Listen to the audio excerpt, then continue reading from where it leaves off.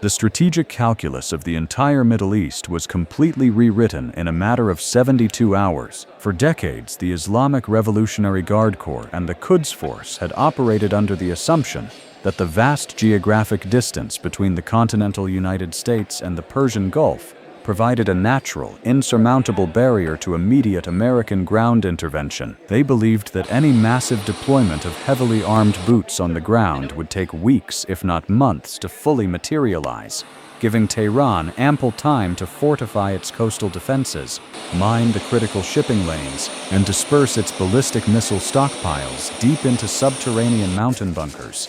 But on this night, the United States military completely shattered that illusion, executing the most terrifying and rapid logistical masterclass the modern world has ever witnessed. Operation Sentinel Vanguard was initiated. Within hours of the execute order radiating from the secure depths of the Pentagon to United States Central Command, 20,000 of the most elite, highly trained and heavily armed warfighters on the planet were entirely airborne, heading straight for the Iranian perimeter. The nerve center of this unprecedented global power projection was not a single base, but a synchronized awakening across the entire United States. The alert sirens wailed simultaneously at Fort Liberty in North Carolina, Joint Base Lewis McChord in Washington State, and Hunter Army Airfield in Georgia.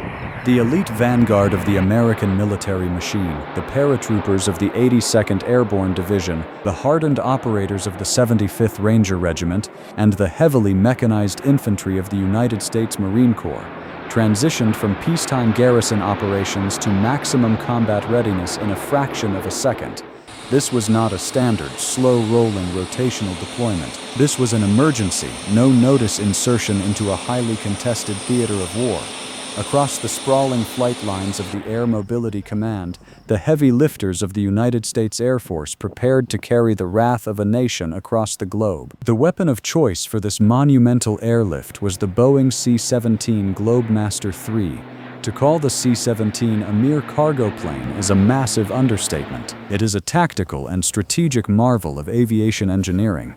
A colossal, heavily armored beast spanning 170 feet across, capable of carrying over 170,000 pounds of pure kinetic destruction right into the heart of a combat zone. Under the harsh, amber glow of the flight line sodium lights, an endless, awe-inspiring procession of these massive aircraft lined up nose to tail in a sequence known as an elephant walk.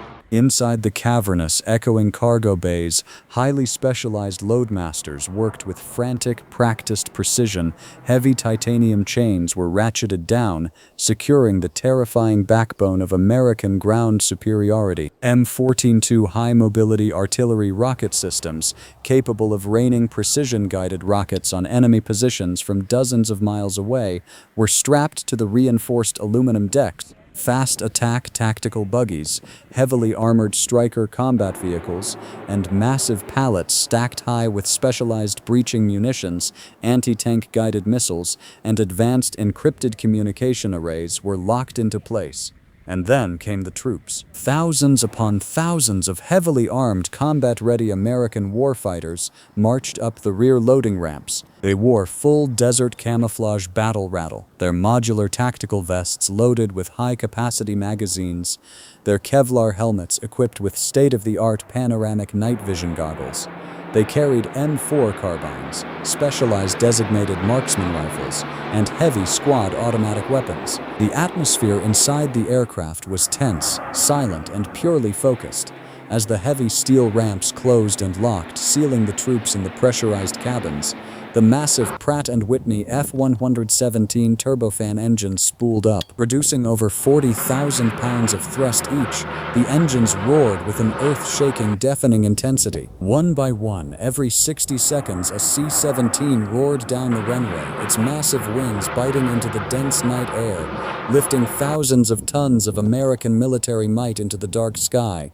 An impenetrable air bridge was formed across the Atlantic Ocean. High above the clouds, a massive fleet of KC-135 Stratotankers and KC-46 Pegasus aerial refueling aircraft met the heavy transports in mid-air. In total radio silence, flying at hundreds of miles per hour in pitch-black darkness, the heavy Globemasters connected to the refueling booms, taking on millions of gallons of aviation fuel to extend their range indefinitely. The Armada did not stop. It did not slow down. It pushed relentlessly eastward, a terrifying, unstoppable spearhead aimed directly at the Middle East.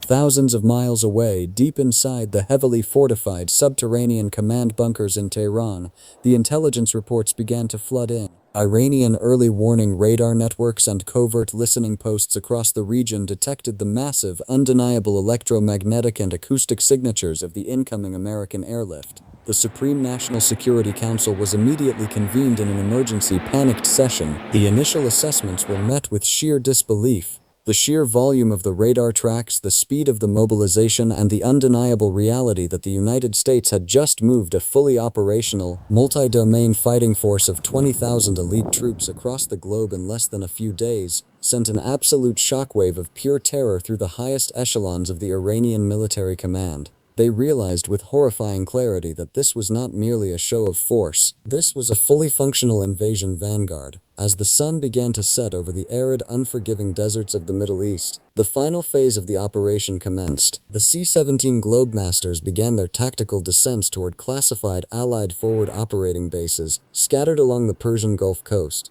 They did not land like civilian airliners, executing terrifyingly steep, tactical assault landings to minimize their exposure to potential man-portable air defense systems. The massive aircraft dropped out of the sky like stones, pulling up at the very last second. The heavy, multi-wheeled landing gear slammed into the reinforced concrete runways, the pilots throwing the massive turbofan engines into maximum reverse thrust.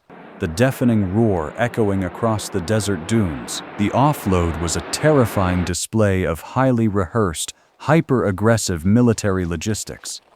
The aircraft had barely come to a complete stop before the rear cargo ramps were dropped to the tarmac. In total blackout conditions, illuminated only by the invisible eerie green glow of infrared strobes and night vision optics, the elite American warfighters poured out of the aircraft like a tidal wave. They did not walk, they ran, immediately fanning out across the perimeter, their weapons raised, securing the airfield against any asymmetrical threats. The chained vehicles were released. The diesel engines of the HIMARS launchers and armored personnel carriers roared to life, rolling off the ramps and immediately disappearing into the dark, heavily fortified defensive staging areas. As soon as one C-17 was entirely emptied, it immediately taxied back to the runway, spooling up its engines to launch back into the night sky to make room for the next heavily loaded transport entering the flight pattern. It was an endless, unyielding conveyor belt of extreme military power. By dawn, the desert landscape was completely transformed. Massive tactical operations centers were fully established. Phased array radar systems for Patriot missile batteries were spinning, scanning the horizon for any hostile aerial threats. Heavy armor was dug into defensive berms, their main guns pointed directly toward the Iranian coastline. The psychological impact on Tehran was far more devastating than any bomb. The Iranian command structure was completely paralyzed by the realization that their geographic advantage had been entirely neutralized. In the span of a single weekend, the United States had surrounded them with an overwhelmingly lethal, highly mobile ground force backed by the absolute pinnacle of Western military technology. 20,000 elite American warfighters were now heavily entrenched, fully supplied, and staring right across the water, waiting for a single misstep.